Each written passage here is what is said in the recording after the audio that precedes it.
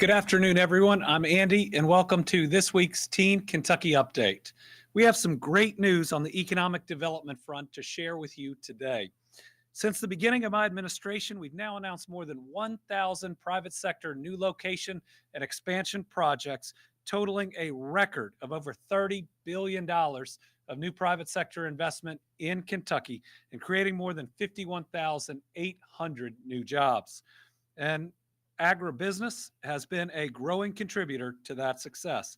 On that note, I'd like to kick off today's economic development news with a great announcement coming out of Pulaski County. Bosch Berries, an international grower and distributor of bell peppers, blackberries, and, as you're about to see, strawberries, will be locating a new greenhouse operation in Somerset, investing nearly $50 million and creating 28 full-time Kentucky jobs. Based out of the Netherlands, Bosch Berries is a sixth-generation family farm operation founded in 1854 and has been involved in greenhouse cultivation since the 1930s. The company currently operates 2 greenhouses, and I look forward to welcoming its third right here in Kentucky. So I'd now like to invite Timon Vanden Bosch, co-director of Bosch Berries from that sixth-generation family itself, to the podium to talk about his new Kentucky home and this project. Come on up. Welcome. Thank you. And strawberries. Thank from you. Our facility. I'll hold it while you go. Good afternoon. First of all, I want to thank the governor and Team Kentucky for giving me the opportunity to stand here all for you. I want to thank all the Kentuckians that have been of great, tremendous help for us the past few months. We feel more than welcomed in this new foreign country to us. And Leslie, I want to thank our employees that helped us in the last months. We were able to turn a company through liquidation into something that is truly thriving, creating the best berries that are currently available, definitely in Kentucky. We want to thank their hard work and all their effort they put in to get us where we are today. My name is Tijn van der Bos, Bos Growers. Our US name is Bos Berries. And as Bos Berries, we want to do something. We want to be great. We want to be great in multiple things. We want to be great in being a great employer, providing good jobs, good paying jobs year round. We want to be great in sustainability, providing a sustainable product that we can provide locally year round. And we want to be great in providing a berry that is so sweet you can taste it as a strawberry. Only a strawberry that is allowed by your doctor to eat as much as you would like to. How do we do this? By controlled environment agriculture, CEA. With CEA, we're able to reduce our footprint of water with 95% and nutrients. We can use 10 times less the amount of space usage. We minimize pesticide uses by using good bugs that fight the bad bugs and maximizing flavor by using the right varieties and harvest the product when it's ripe, immediately distributing to local retail stores, getting the best product available in stores. This summer, we're going to expand our facility with 25%. Currently, we produce 3 million pounds of strawberries annually. This will go 25% up, increasing production of berries and increasing jobs. We want to advise you to go to your local retail store, of course, to search for the hydroponically grown berries. Forever delicious, as it is the best berries that you'll ever taste. I want to thank you all for your attention, and another thanks of allowing me to be here. Thanks for investing in us. Thank you. So, okay, forever delicious. I next want to highlight Kentucky's continued investment in workforce training initiatives. We just announced over $1.5 million in funds and credits have been approved through the Bluegrass State Skills Corporation. These funds will help train over 6,500 Kentucky workers, over 25 companies. Included among this month's approvals was workforce training to support over 1,000 trainees at GE Appliances in Louisville, an additional 684 trainees for Monoplast of North America in Frankfurt. Other approvals include 487 trainees at Bluegrass Business Consortium in Berea, 307 trainees at the consortium's Georgetown location, 317 employees at Kentucky Alliance Training Consortium in Georgetown, 221 trainees at Force EA Interior Louisville, and 200 workers at Lyons Magnus in Walton. Kentucky's record-breaking economic success is directly related to our hard-working individuals that make up our workforce. Our economy continues to boom. We not only see that through great employers picking us as their location, these workforce training initiatives, and how they are working to continue to show the world we have the best workforce out there, but also by the revenue we see coming in to our state. So this week, our state budget director reported we now have 17 consecutive months with general fund monthly receipts in excess of $1 billion. It means our economy continues to boom, and we can see it in the revenue that comes in, which is directly related to how our families are doing, how our businesses are doing, how our economy is working. I mean, we've had the 3 largest budget surpluses in our history, the last 3 fiscal years, the largest rainy day fund we've ever had, the first 2 bond rating upgrades we've seen in decades. Every data point that's out there shows we are in a really exciting time in Kentucky. Next, we have some great news about the Kentucky National Guard. Now, I've always said that Kentucky has the best National Guard in the entire country, and it turns out the Association of the United States Army agrees. Recently, the Kentucky National Guard was awarded the 2023 Association of the United States Army's trophy for the best National Guard command. So we always talked about having the best guard, and last year we officially won the award for 2023. This reinforces what we have always known, that our Guard members exhibit excellence, dedication, and commitment to our people that you don't see anywhere else. Our Guard received this award due to their heroic actions following natural disasters in our state, including Guard members helping to save more than 1,400 Kentucky lives during the flooding event and the work after the tornado event as well. The award also represents the Guard members who answered the call in overseas missions and at the southwest border. Their work made it easier for Customs and Border Protection agents to carry out their law enforcement duties. This award's also based on readiness, physical fitness, and training. And nowhere was this more apparent than the first of 149th Infantry Regiment, the Kentucky unit that received the Walter T. Kerwin Jr. Readiness Award. During my time in office, I've seen the outstanding work of this Guard firsthand. They have been there every time that we've needed them.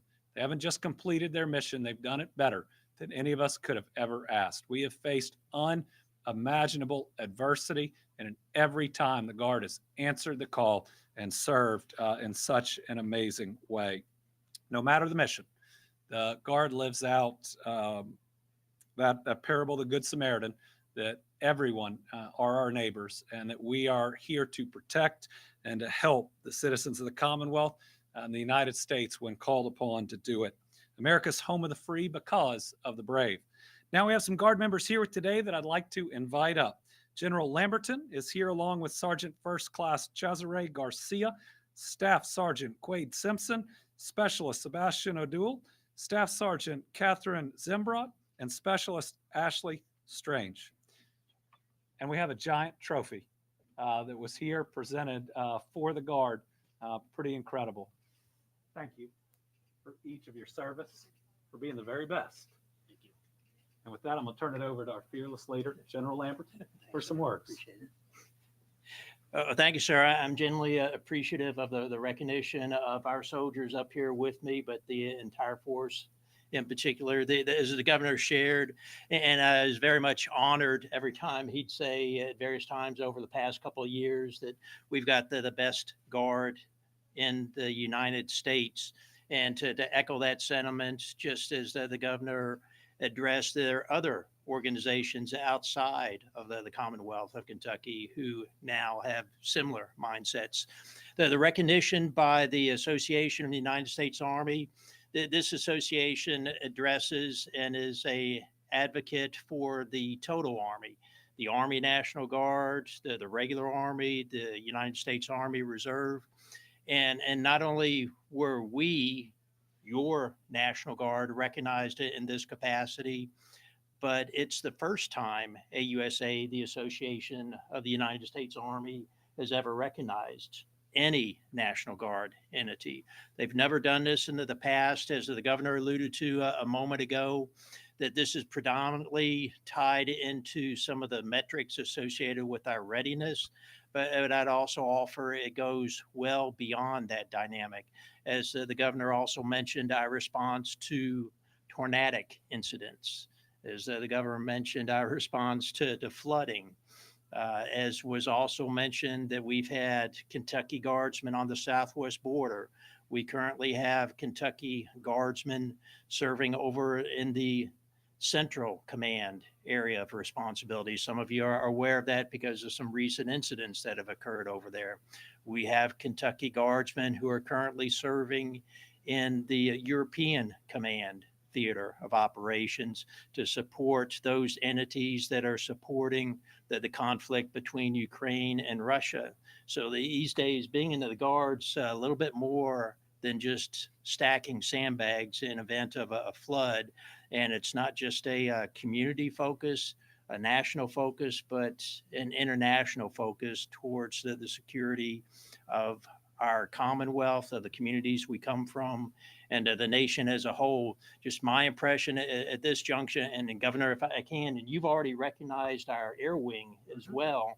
I wanted to add to that, our Kentucky Air National Guard just a few weeks ago had likewise been similarly recognized amongst the total Air Force as the best airlift unit in the total Air Force. Again, this is not just Air National Guard or regular Air Force or Air Force Reserves, it's the entire Air Force. And this is the 20th year that the 123rd Air Wing had been recognized in such a capacity. And I bring that up as well just to highlight for everybody. So the quality of soldiers, the quality of airmen we've got in your National Guard, for the soldiers who are up here on stage with me, for the airmen who are out of our air base up in Louisville, it's really a terrific group of folks. It's a quality level that I think all of us would aspire to and want to be members of. But it's not just me. This is your National Guard. The folks who are our soldiers, who are our airmen. My belief is the majority of them joined in the National Guard because they want to be of service to their communities. They want to be of service to the Commonwealth. They want to be of service to the country in both domestic and overseas operations. And I think whether it's right or wrong, we're giving them the opportunity to do so these days. But this is what these folks up here on stage with me aspire to do. It's what they joined the Guard to do. And once again, I'd say that you can only get involved with some of these activities through the National Guard, not other components of the entire military, of the entire Department of Defense. But again, this is your National Guard. If you see a soldier or an airman from the Kentucky National Guard, please thank them for their service, show an interest in what they do, because we sure as heck are not doing it for the money, but we're doing it because of that mindset of civic and Commonwealth and national service. Thanks, sir. Congratulations, everybody. All right. Thank you. What an incredible honor for our National Guard, not only to be recognized as the best guard in the country, but to win the very first award on it. And I hope that this brings a little bit of joy to our guardsmen at Tower 22. When that attack happened, the information was released that normally we don't make public, that we have Kentuckians there serving our country.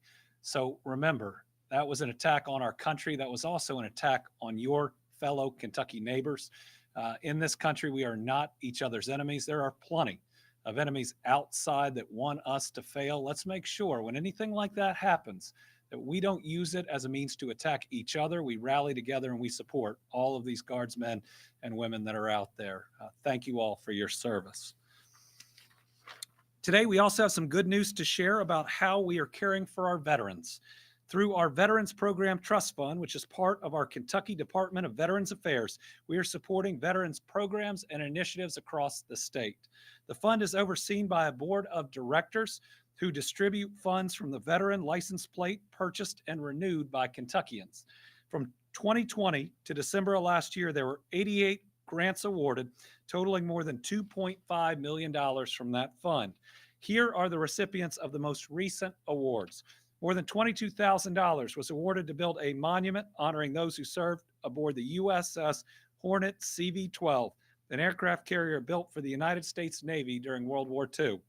The application was put forth by Bettina Rice, the daughter of one of the CV-12 members. The Veterans Walking Wounded Project was awarded more than $17,700 to provide financial assistance in the form of rent, food, and legal aid to veterans in Fayette County's Veterans Drug Treatment Court Program. Veterans Rural Outreach Kentucky was awarded $45,000 to help veterans across 6 counties, including Shelby County and the surrounding counties, to access food, shelter, and counseling. Roll Call Foundation was awarded $10,000 to support the expansion of its equine assisted therapy program, which aims to help veterans suffering from PTSD, anxiety, and depression. Morehead State University was awarded $6,000 to continue offering veteran-affiliated students that are in school there assistance to afford books and other supplies.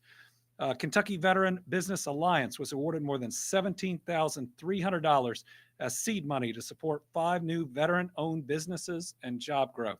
The total funds granted in this most recent round was $118,400. The next meeting is March 20th. For more information on the trust fund, visit veterans.ky.gov. This is just one way we are helping our veterans. We're also committed to increasing staffing level at our state veterans homes, which helps more veterans receive the best care possible. That is why last year we implemented locality pay increases and increased specialty entry rates for nursing. We secured pay raises of 8% and 6% during the past 2 years for all state employees, and it's had a major impact. Since February of last year, we've added 142 nursing staff and 48 non-nursing staff for a total increase of 190 employees at the Kentucky Department of Veterans Affairs. What that means is we can serve more of our veterans that need the help in these nursing homes. Remember, we learned during the pandemic that it's not the number of beds you have, it's the number of staffed beds that you have. So the addition of more nurses and other support means that we are helping more veterans who need that extra level of assistance. So what we've seen are increases in welcoming veterans to these facilities. In 2023, we saw a net gain of 38 admissions, and we're already up over 7 thus far this year. While we have more work to do, we're seeing positive trends, and for everything else we're fighting for in this session, raises work. Across the board, raises work. I'm also proud to report that all 4 of our long-term care facilities for veterans are 5-star rated. That is the highest rating that you can achieve from the Centers for Medicare and Medicaid Services. 3 of those centers, Thompson Hood, Western Kentucky Veterans Center, and Carl M. Beshear Radcliffe Veterans Center, also were recently ranked by Newsweek magazine on its America's Best Nursing Homes 2024 list. Our veterans, like our Guard, represent the best of Team Kentucky. They serve us. We have a duty to serve them. Now I'll turn it over to the Lieutenant Governor, who will give an update on our free GED program, as well as another record year for the Kentucky Lottery.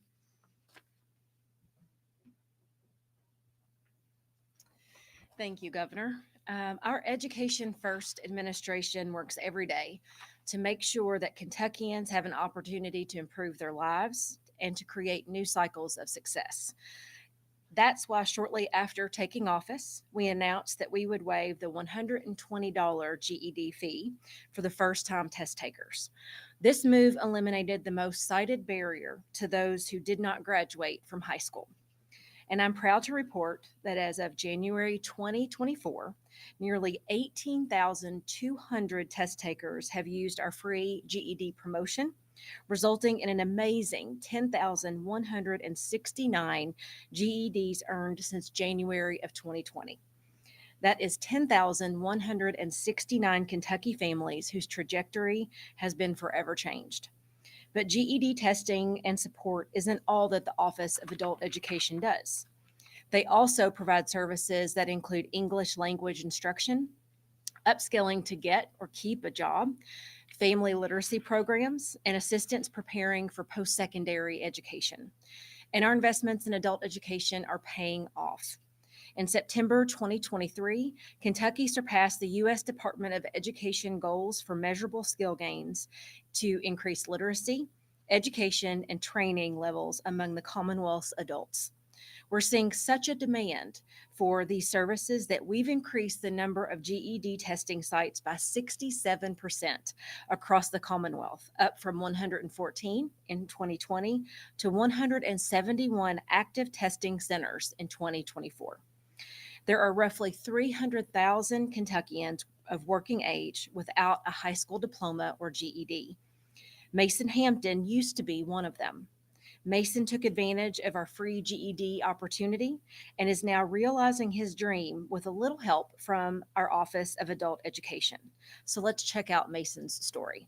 My name is Mason Hampton, and this is my story reimagined. So as a teenager, when I was growing up, I was just surrounded by substance abuse, and it made things severely difficult for me. But at the end of the day, education was my top priority. And I knew so that I could form a future for myself and have a real career, the GED certificate was my first step of getting there. I reached out to the college at Big Sandy, and I talked to their staff, and I was like, hey, I'm interested in getting my GED. They transferred me to this wonderful staff member that helped me through the entire process. I finished my first year with a 3.8 GPA, and I just feel so good about myself since I got my GED. And it's completely turned my life around. I love nursing. I wouldn't be able to be in nursing if it weren't for my GED certificate, so thank goodness. And through adult education, you can reimagine your story too. That's pretty amazing. Congratulations to you, Mason. Team Kentucky is so proud of you. And if you're someone who resonates with Mason's story and you want to take the next step in your educational journey, the Office of Adult Education is ready to help. They provide services in all 120 counties of the Commonwealth, allowing Kentuckians to break through barriers to reach their education and career goals. To learn more about the free GED or to find an adult education center near you, please visit kyae.ky.gov.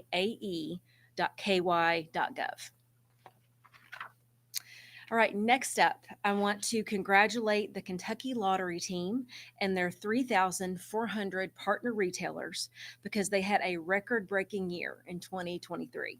Sales and proceeds were the highest that we've ever seen, all supporting education in the Commonwealth. That includes record sales of $1.8 billion in 2023, almost a 10% increase compared with the year before. Record cash transfers to the state totaling $380 million, a 5.4% increase. And on top of that, the iLottery set a new record with $424 million in total sales. Your hard work has made a difference once again, benefiting students from all 120 counties. These proceeds fund college scholarships and grant programs, including every dime ever awarded in the popular Keys Scholarship Program. The funds also help non-traditional students receive degrees that will prepare them for the jobs of the future. Another program always allows high school students to take college classes at no cost before they ever step onto a college campus. These programs are more valuable than ever for Kentuckians as they pursue their goals and dreams. Our administration will always put education first, and the Kentucky Lottery helps us do that. So thanks to everyone involved for their commitment to keep fueling imagination and funding education. Governor, back to you. You did well on that tagline. Sounded natural. And today's Team Kentucky All-Stars are public school bus drivers. As you know, from day one, this has been an education first administration in each budget proposal. we have pushed for raises for our teachers and other public school staff. Kentucky ranks 44th in starting teacher pay and 40th in average teacher pay. That should be an unacceptable statistic to everyone in Kentucky. Our teachers, our public school employees, and our students all deserve so much better. My current budget continues pushing for raises. In my Forward Together budget proposal, we would fund an 11% across the board raise for every public school employee. That's not only teachers, but custodians, cafeteria workers, and yes, our bus drivers. My budget would also fully fund pupil transportation. We have seen the headache and the disruptions in pupil transportation that happen when you don't pay bus drivers enough and you don't fully fund the program. And a shortage of bus drivers is an issue impacting school districts across the Commonwealth. So last week, I had the pleasure of meeting one of our hardworking public school bus drivers, Tara Boston. She is a mother from a family of 5 and a bus driver for Woodford County Public Schools. Tara was kind enough to give us a ride on her school bus, and during that ride, we discussed the impact that raise would have for her and her family. Hey, nice to see you. Tara, nice to meet you. Thanks for giving us a lift today. So what time's your day start? I wake up at 5 a.m. Okay. So I have the morning route and then the afternoon route. My morning route, I pick up elementary students first, take them to school, and then start my middle school, high school route. And then I actually have a second job. So once I leave the bus, I go home and relieve my husband because childcare is expensive. Yeah. And so then my husband goes to work and I do a bookkeeping job from home. Okay. So in your budget proposal, Yes.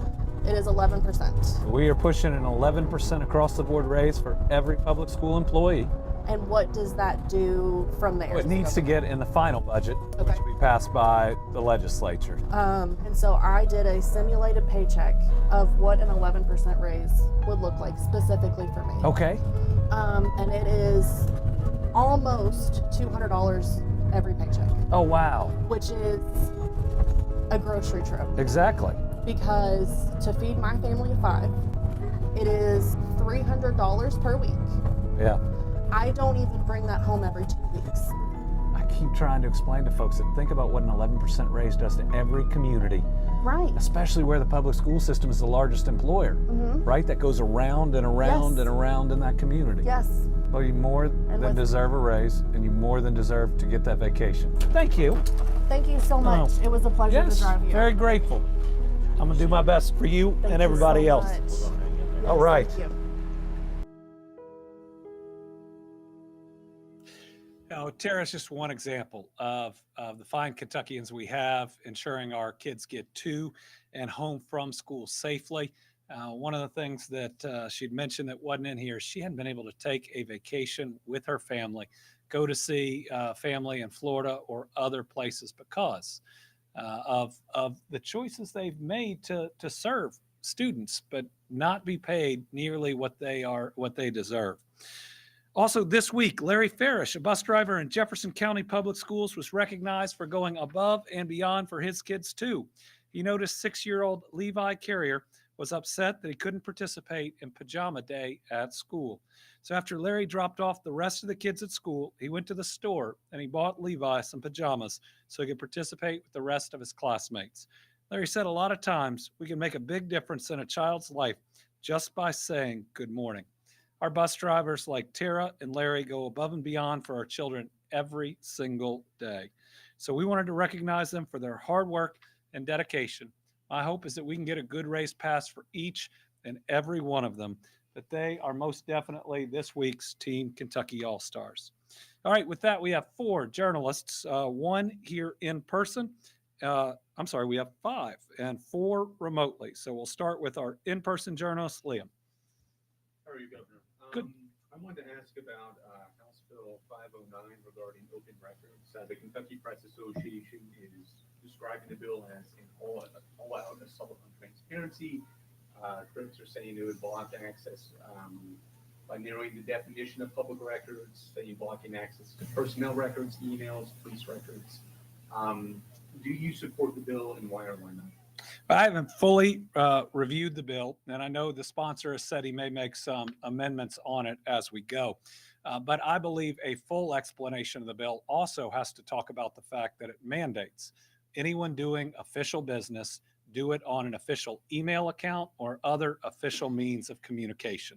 That is a big step that could take any communication being done on different devices and ensure that it's done on a device that is searchable by an open records custodian in the area in which they work. I believe that that is a significant step that will in fact bring more transparency. It directly addresses the Fish and Wildlife issue that was out there where that agency had refused to give official email addresses to board members and then required that they use it.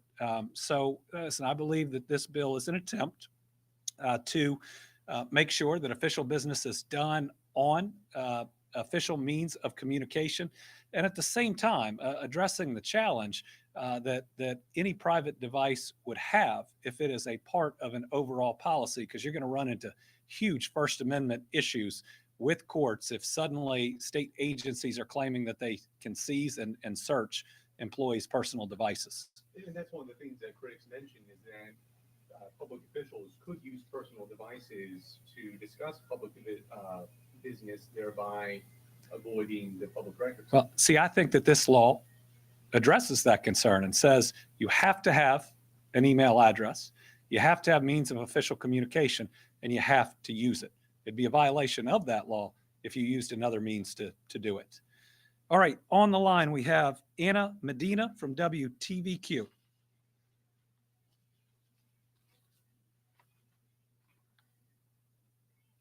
Well, this is Hello? Tom.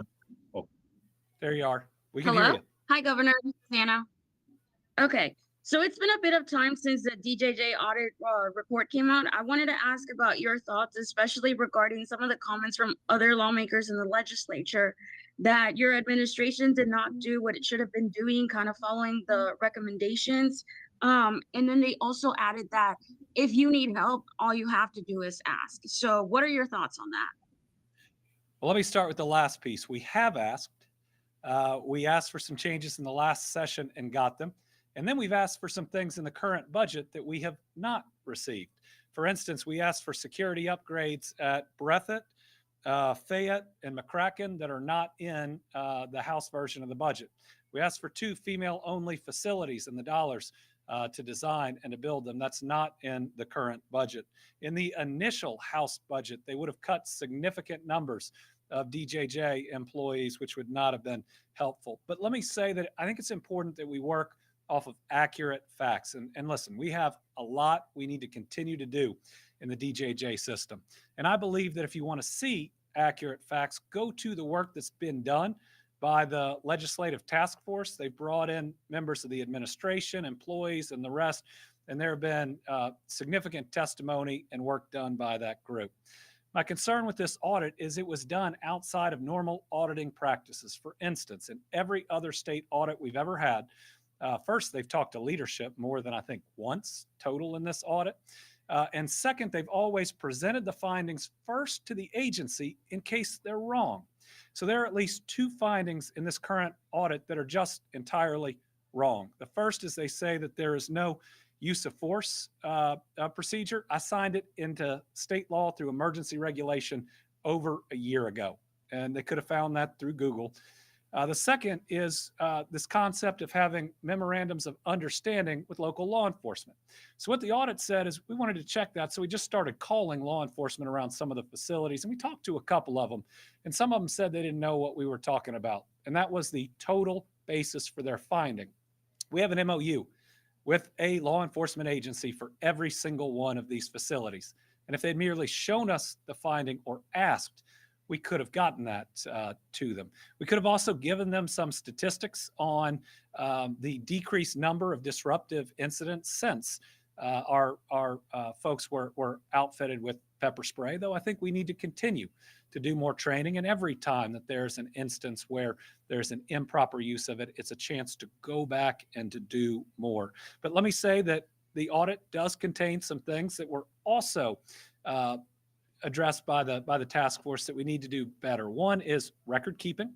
And that certainly needs to be better on incidents, outside of incidents, on overall employees. The HR side needs to work better, needs to be stronger. Continued training in each and everything that we do, always trying to have the best practices and procedures. Some of what's posted online as current policy is not. While all the facilities have the current policies, we need to make sure the public facing representations of DJJ are accurate. Now, as we move forward, one of the most important things that we have been doing that's mentioned in the audit and everywhere else is staff.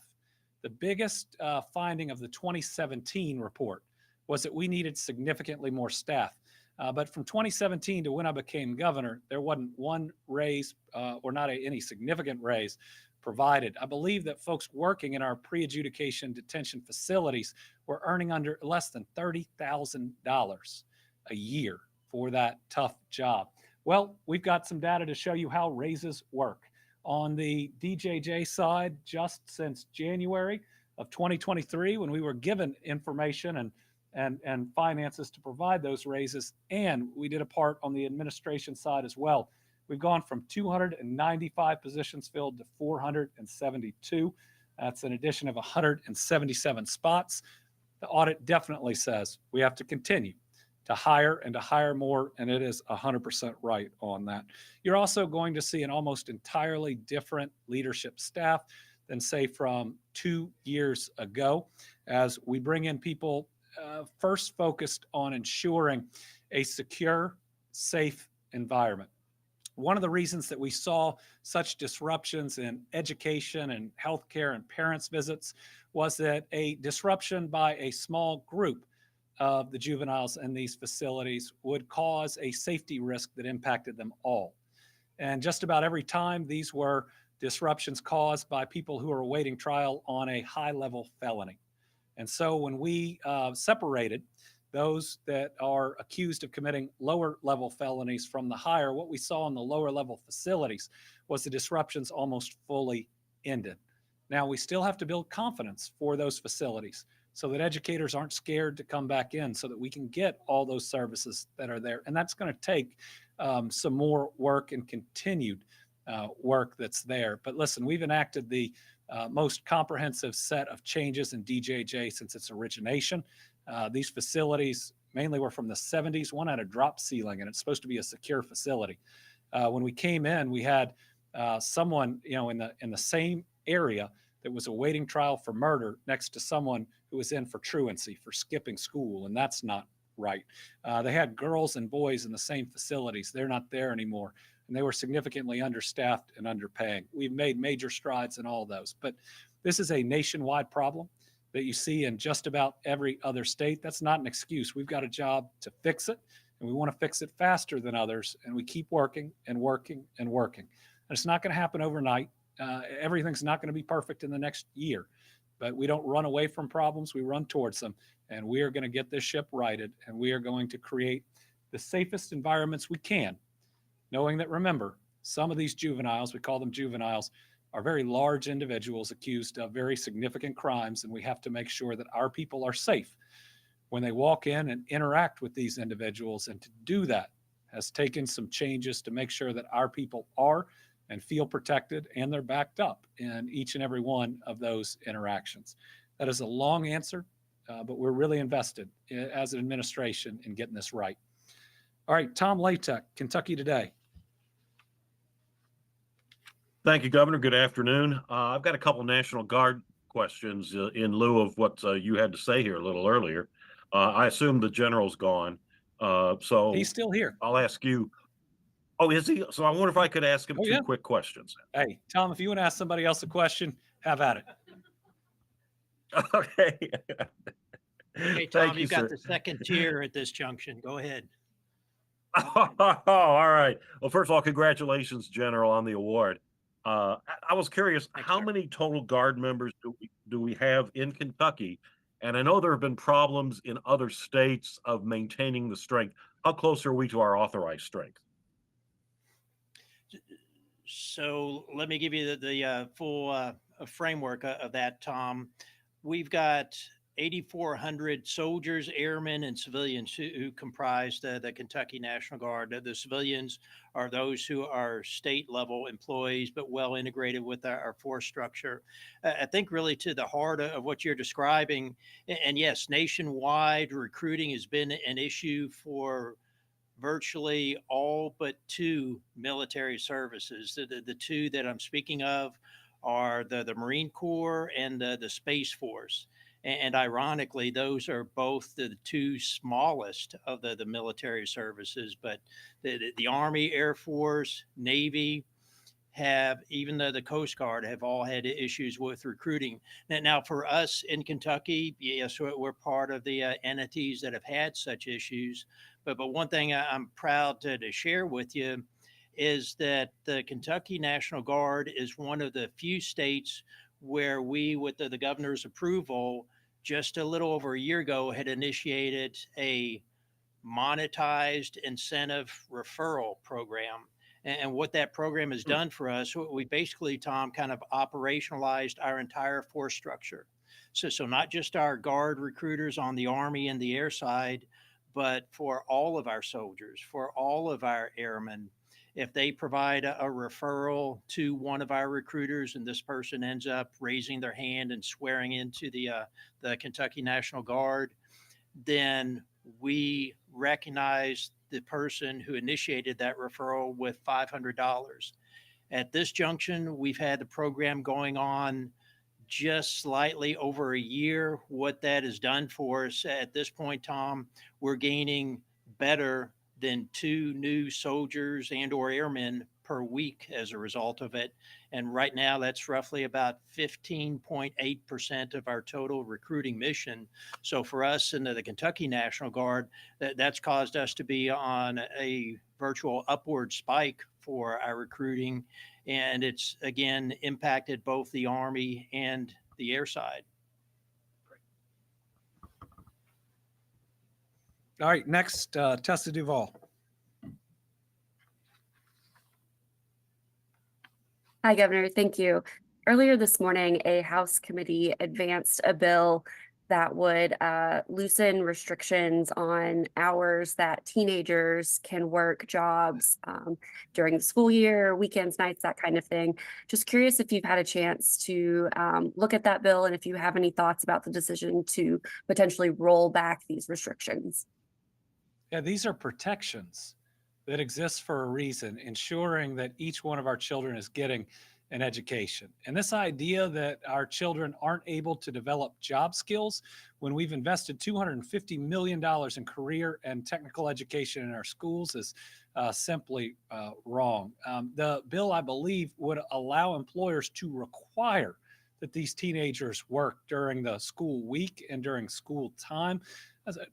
Child labor laws exist for a reason.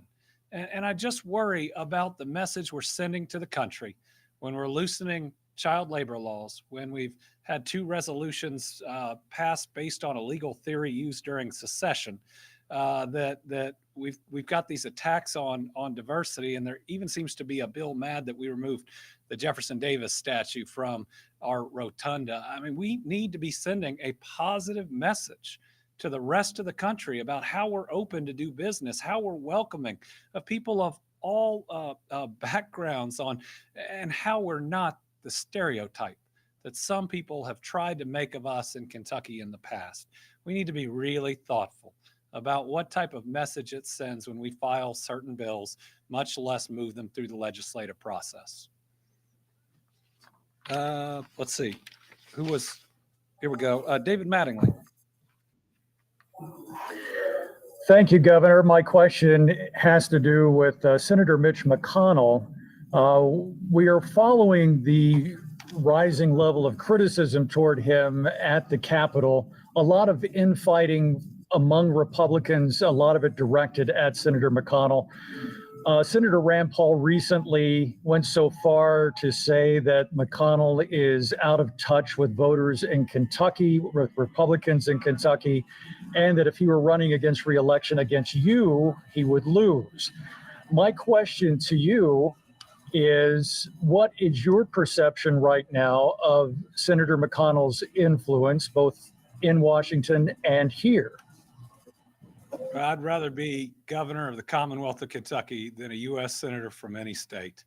We get things done here. We get to recognize the Guard and their great work that we did today. We get to create jobs like you saw before. I mean, all of this infighting and a broken Congress, and we get to push all that out in what we do here in the executive branch and just do our best in what seems like a chaotic world to move the ball down the field, to create better jobs, to hopefully have a healthcare facility closer to where people live, to always work to improve public education and make sure the roads and the bridges that you drive are safe. I mean, I get to live where people wake up every day and try to improve their lives in those ways. And when we think about those things, then maybe some of the rest of what we argue about, we can push aside and say, let's just make life better for everyone first and argue about the rest after. But this is as broken of a Congress as I have ever witnessed.